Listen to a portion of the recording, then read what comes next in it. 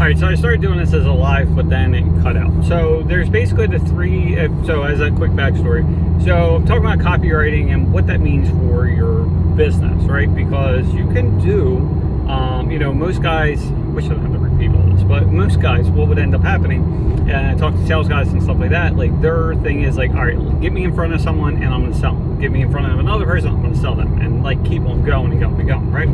Well, that's great. But even if you're like insanely, just say on the average you're closing at 30%, so or 33. So you got to talk to 3 people in order to book a job, right? Well, if you're doing one-to-one, like you got to talk to 3 different people, and like what happens, like as far as like for people that go out for the quotes, which is pretty much everyone, like you have to go out to a quote to book a job. So mention going out to 3 quotes, like how much time is that taking you? Depending on how far you drive and the presentation, all the other bullshit, like realistically, it's probably at least half your day. It's probably at least 4 or 5 hours of your time, if not longer, right? And now imagine if you could, like, instead of going to their house, one step would be, imagine just selling from your phone. Instead of taking 5 hours to do 3 calls, now it's taking an hour and a half. Pausing because there we go. I was just waiting on Bluetooth to connect. So you basically go from like 5 hours. Hopefully I'm still there. So, but you go from like 5 hours down to hour and a half, right? So that's pretty cool. Well, then if you take it a step further and you're integrating ways of selling, instead of selling one-on-one, now to one-to-many. Well, imagine now instead of talking to 3 separate people, imagine you're talking to all 3 at once. So you go from 5 hours to an hour and a half to now half hour. Like imagine how much better that is, right? And not only you're saving time, but then you're also drastically increasing the number of sales that you can potentially make, right? Because that's what happens a lot of times is like, successful businesses, like they end up getting capped at the capacity of the owner and the workers and everything else. Well, imagine what would happen, like, for the people that run multiple crews, right? So imagine the amount of money you used to make with like just one crew running, and then you add another crew. Like obviously your capacity doubles, so you have the potential of making twice as much in the course of a week. Like it's like groundbreaking stuff. For the people that are still only running one crew, it is fine. But if you end up running multiple crews, like it's not like a typical like 9-to-5 person. It's like, oh, I'm making $20 an hour, and I just got to raise to 24. No, this is like going from $20 to $40 an hour, if not more. Honestly, it's probably gonna end up being more than that. But you could like double and then double and double, like it's crazy, right? But as your ability to sell increases, your ability to keep on raising your prices goes up even more. So if you go from 1 crew to 2, you just say you're making $1,000 per week. Just throwing numbers in. It should be $1,000 per day. Let's say $5,000, right? So now you doubled your capacity. You have 2 crews running. Well, now you're making $10,000 a week, right? So that's that $5,000 a week going to an additional $5,000 a week. That's an extra $250,000 a year. Obviously, it's not going to be all profit, but you get the idea, right? Well, now you throw on now you doubled your sales. Then on top of that, you've been able to increase your profit, right? Because there's a lot of people that are, I see it with this new program that we're running. Like we constantly are like $1,000 higher, right? Well, if they were making, $800 and I'm making $1,800, well, imagine like when you increase your pricing, plus you double your crews, you could like 4x your income like really quick, right? And I think the problem lies in our mindset. Like we don't think we're able to make that much more money. We always think it's like this gradual, 10%, 10%, 10%, 10%. Like I deal with this with my wife all the time. And I'm like, no, like there's no reason. I don't want a 10% shit. I want to 10x everything, right? And like I know for her, it stresses her out when I think this way. And I start doing stuff because of this. But now, like, because I see the opportunity within this business that we're doing, to 10x what we're doing, it doesn't seem that far off. It really doesn't, right? And I think a way to expand our thought process about this stuff, so I'm going to do a side tangent, not tangent, but thought, okay? And this is going to piss off a lot of people, and I'm okay with that, right? And I'm only going to piss you off if you have a very limited mindset. Just going to say, okay? I keep on seeing, and I'm not political, so let's start with this. I am not political whatsoever. I don't give a shit. I don't vote. I know that's horrible to say, but I don't. And the reason why I don't vote is because, honestly, my opinion doesn't matter. Me being alive in the grand scheme of things does not matter. I don't care if you're black. I don't care if you're white. I don't care if you're Asian. I don't care if you're green, blue, orange, red. I don't care what color you are, what race you are, and everything else. You don't matter until you're at the top echelon of the population. And in this case, like the top 1%. So my aunt and uncle, they own like 16 McDonald's. They make a shit ton of money, right?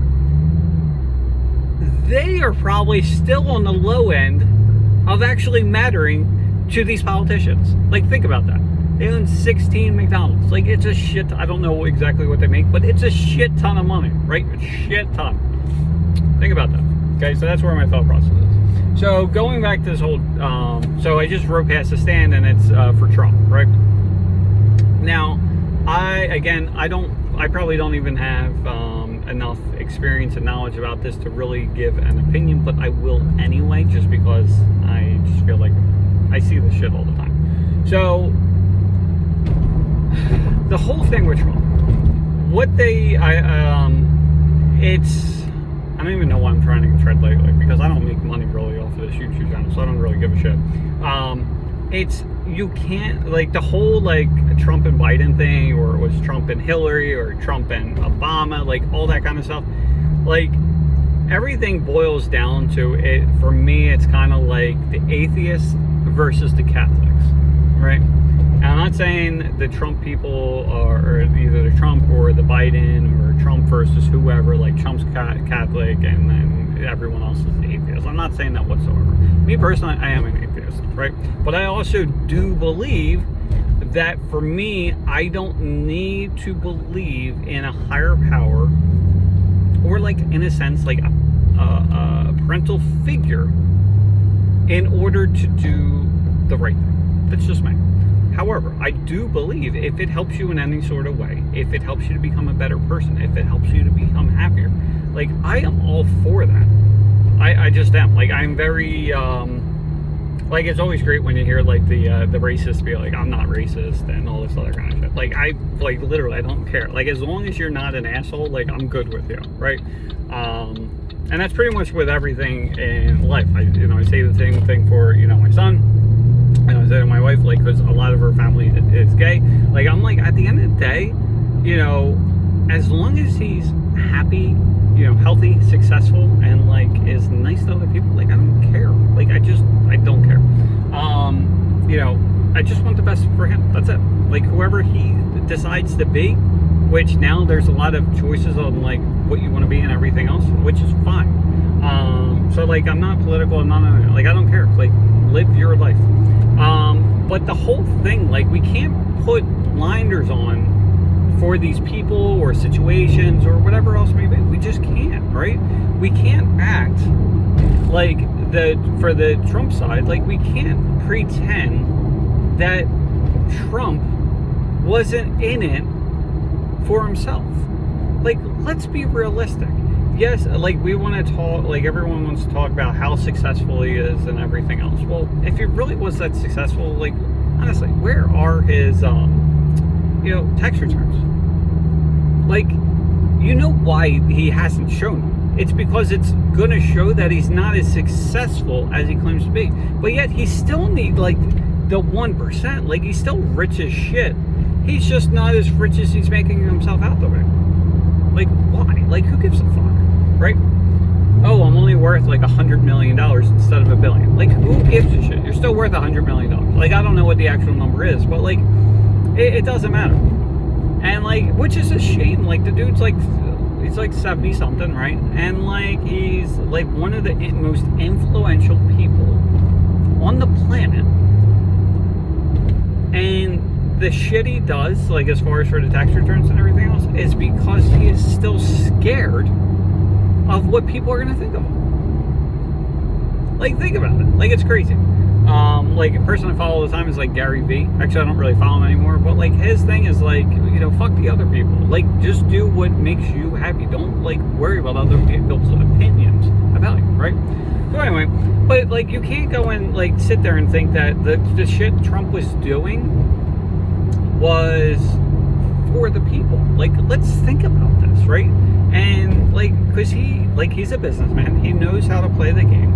And like at the end of the day, like when he's making deals and everything with people, like businesses and everything else, like the goal is for them to feel like they got the better deal, right? Now some of the stuff, like, and again, I'm not political, I don't follow the shit because I don't care. But like, if you look at this, you know, from an outside view, like he's giving you like the little breadcrumbs, but like you do realize the shit he's doing on the back end is for him and his allies. Think about it. Now it's the same thing for Biden and Obama and everyone else. Like it just is, right? And because I think what it comes down to is power. Now this is going to ruffle even more feathers, but like this applies to the police as well. Like anyone in power. Like I don't care who it is, it comes down to the power, right? And like a lot of people, they could go into politics or being into the police or whatever it may be with the best intentions. But when you're doing that kind of stuff for any length of time, when you have the authority above others, at some point, it's going to go to your head. It's just going to, right? And maybe not everyone, but I'm going to say 99.6% of the people out there, like, it's going to happen. Especially, like, the police in a really tough standpoint, because, like, think about the shit they do on a daily basis. Like, they do put their lives on the line. Like, because people are crazy anymore. And, like, so what ends up happening is I don't even know what they make, but, like, for what they do compared to what they make is probably not that big, that, like, it's probably not worth it, like, honestly. And, like, just say they're making 75 grand a year. Like, I don't know what the number is, just 7,500, I don't know, whatever. But, like, on a daily basis or consistent basis, especially in, like, the projects and stuff like that, they're seeing these drug dealers that are making way more money than they are, right? How many years or decades do you think it's going to take where they see the drug dealers do it, right, that are making the money, that way more money than they could. Then they're seeing the other police officers or the other people that are turning the blind eye for those drug dealers or profiting off of the drug dealers. Like, how long do you think it's going to take until, like, for me, like, how long would it take for me to, you know, turn to the dark side, right? And, or I guess a better question is, like, is it realistic for me to say that I would never start to do something shady? And the answer is no, because it starts off small, right? And it's like, oh, it's just this, like, whatever it may be, like, oh, it's only whatever, right? But then it escalates, like, oh, it's only 10 bucks, right? Nothing major. Then it escalates to 100 and then 500, 1,000, and it just goes. And like, maybe just, oh, it's just one-time thing because you know, my family's really struggling, or like, God forbid, my kid gets sick and I just need the money. Like, whatever it is, it goes from like a one-time deal to more consistent and more extreme, right? It's the same for the politicians. It just is. Like, and I don't know what the answer is. Like, I honestly was excited for when he was going to be becoming president, because I think a lot of people thought the same thing. It's like, oh, finally, this non-politician is coming in and going to clear house and everything else. But like, at the end of the day, like, what really did happen? And again, like, I am not qualified to even really talk about this. And people, like, not that anyone really watches this shit, but like, they'll blow me up for whatever reason, and like, I don't really care. But like, in what way has my life became much better? The answer is none, right? One, I don't believe in relying on the government or any singular person or group to determine my fate, right? Because that sucks. Like, why, at that point, that's the same for religion. Like, why, like, if everything is determined based on me being a good Christian boy, or like voting for a particular party or whatever it is, like, what does that say about myself? What it says, in my opinion, is that I was never good enough, and the only way I'm going to be able to get with what I want is through another person. And that's simply not true. Like, I am the only person that determines my fate. Like, at the end of the day, and I try to drill this into my son, because he blames other people and things and everything else besides, everything is someone else's fault besides him. And like, I am drilling it into him that everything is his fault. Everything. And being at fault for something is not a bad thing, right? Because like, being at fault could be like, you were mean to your sister or friend and you're just being an overall asshole. So yeah, that is your fault, right? But on the flip side, like, you could do something really good for someone, and that's your fault too. Like, it's your fault that you made them feel so good that day. And I think fault is sometimes, like, it's always considered a bad word, a bad thing, but like, it's not, right? It's everything, Viktor Frankl. So, he's the dude, or the guy, I forget if he's in psychology as well, but basically he was trapped in Auschwitz, and I really do have to read the book, but the main thing, the summary, right, or the guiding principle, is basically the actions, and the actions of others, the things that happen, and all this other stimuli that happens, right, to you.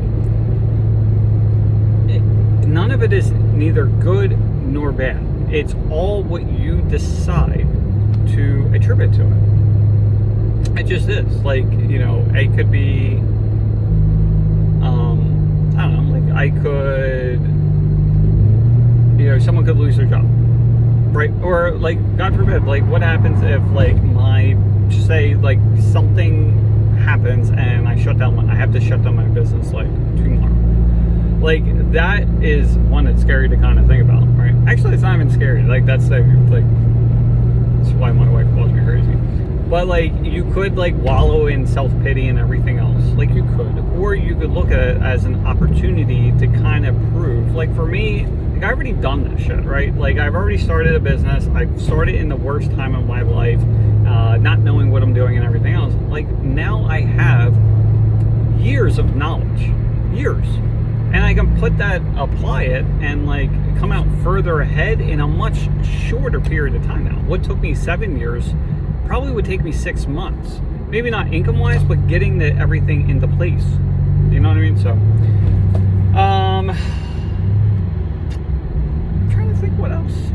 That's about it. It's a bunch of rambling.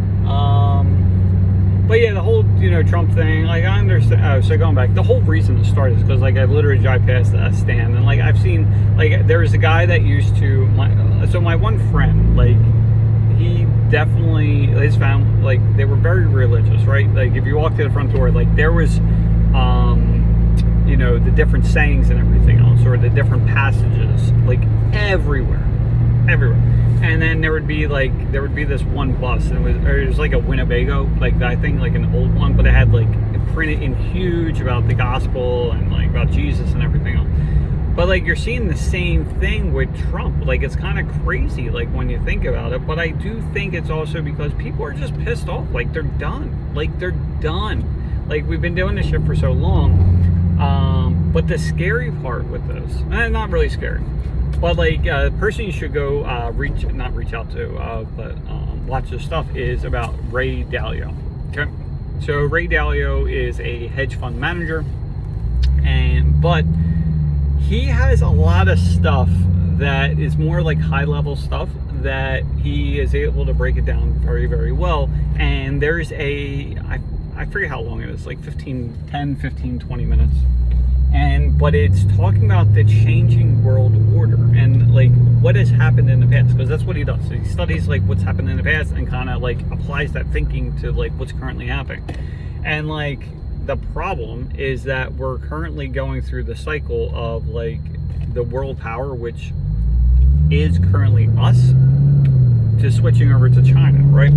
And like if you listen to the stuff, it's all the same shit, and it's, you know, about the unrest, you know, with the public and everything else. Like it's happening, right? And but I think we're just at the point, like we're all, you know, between, I think with technology too, it's like very easy just to be assholes to people, like off, you know, because you're not face to face with them. But then it starts translating or, you know, transmitting into your daily life, like when you're in front of someone as well, right? So I don't know. For me personally, I feel like the answer to like all the issues that we're having with like people just being assholes in the countries with all their problems and everything else, this is the one thing that would probably solve all of it. And it's going to sound crazy, but think about it. Me personally, I believe the only way that we are going to go back to normal, you know, and this all kumbaya kind of like thing between everyone, like all races and colors and countries and everything. We need an alien invasion. Like that's it. We need some outside force that we all have to come together or we die. Like that's what I feel like. I've been saying it for a few years now, because I'm always like, like shit's getting worse, it's getting worse, and I'm like, oh, it seems like it's getting a little bit better, but then it gets worse and worse, and people are just generally assholes to everything else, you know, to each other. But I think it's also because of politics as well, because like when we're fighting each other, we can't be fighting the government, because like what the fuck are they doing with our money? Like why in the hell? Like think about it. Like can you imagine? Like we're trillions in debt. Like it is. They talked about the numbers. I wish I would have wrote this down. Oh my god, there's so many people on the beach. I forget the exact numbers, but they were talking about the difference between spending like $1, $1,000, or something like $1,000 a day, right? I forget what it was. But it was like $1,000 a day. Like how many days would you have to spend $1,000 in order to, you know, spend $1 million, right? And for that, it's, you know, 1,000 times 1,000 is 1,000,000. So that was basically 3 years, right? But then if you went to, you know, $1 billion, then that was another 1,000 on top of it. So then that was like 3,000, you know, 3,000 years. Is that right? Like something like that. But then to go on $1 trillion on top of that, right? It's like an astronomical, like it's not like this small little jump from here to here. Like it's fucking huge. Like why are we doing this? Like does this not seem good? Because even think about the interest. You know, what is the interest? Like what is a 1% interest? I don't know what they're paying for interest, but like what is 1% interest per year on $1 trillion? Like think about this. How are we recovering from this? We're not going to. I don't know.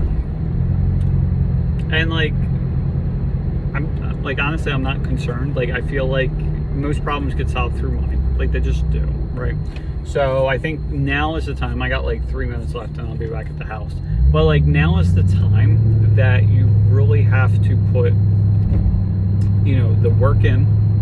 And like you got to make that money, because when shit goes south at some point, like one problem is like we've had it easy for how many years or decades, right?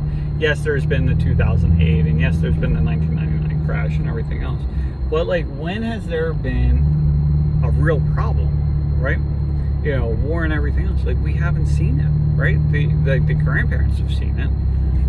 They've been through it. Like they understand. But like everyone else, like we don't even know what to expect, but it's gonna suck. But the problem also is like it seems like all the other countries are kind of falling apart at the same time.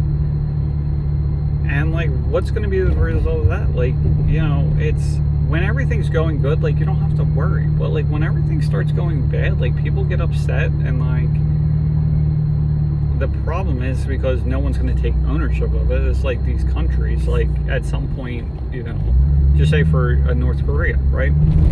It's obvious that it must be all the Westerners' fault that why there's going to be a famine and everything else, right? So then they blame it on there, and then they justify that, and then like that's when the, you know, the missiles and the war and everything else comes about, right?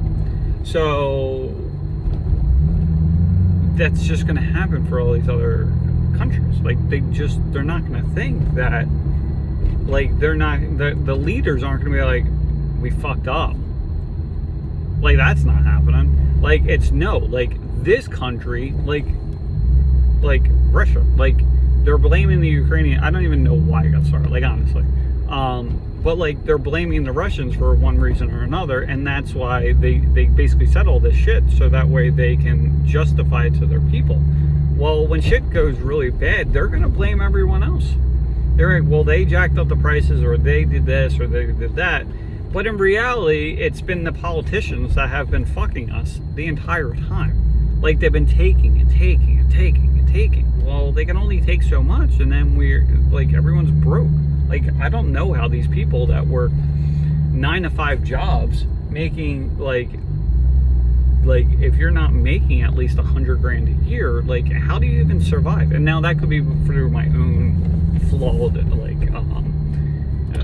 financial, like, you know, where I used to spend a shit ton of money, which was horrible. But like how much longer can you take and take and take and take, right? Like, no one has money as it is. Like, it's gonna be a mess. So anyway, I don't know how this where we even, copywriting. So if you're even still paying attention, so copywriting, right? So getting from, you know, selling from one to one to one to many, copywriting could be huge for that kind of stuff. So that's where you could do that's where like the ad starts. So when you're advertising, that's where the your website, that's where your email content and everything else. Like, I think that's going to be really huge, because a lot of people don't do like what they need to with these contacts, right? Where, because most of these, like they say, it usually takes 7 touch points, or 7 emails or text messages or whatever, phone calls, like whatever. There's a total of 7 times before they buy from you, right? Well, if you only talk to them once and you never follow up, well, that's only one time. You're missing out of 80% of the people that would probably buy from you. Even if you're a really good salesperson. If you were closing at 20 and 30%, imagine what would happen if you were sending automatic emails and everything else to the other people. The other 70%, like, you'll close even more. You might close another 20% of them. So you might end up closing 50%. Like, think about that shit. So this was a very roundabout conversation that went from one extreme to another, but like, that's how I kind of do it. But hopefully you found some value from this. Whenever I get text messages from people and why haven't you posted, like, I missed the content, and then I think to like conversations do this shit, I'm like, I don't even know how you find any of this valuable. So hopefully you did. If you did, great. If not, I apologize for wasting your time.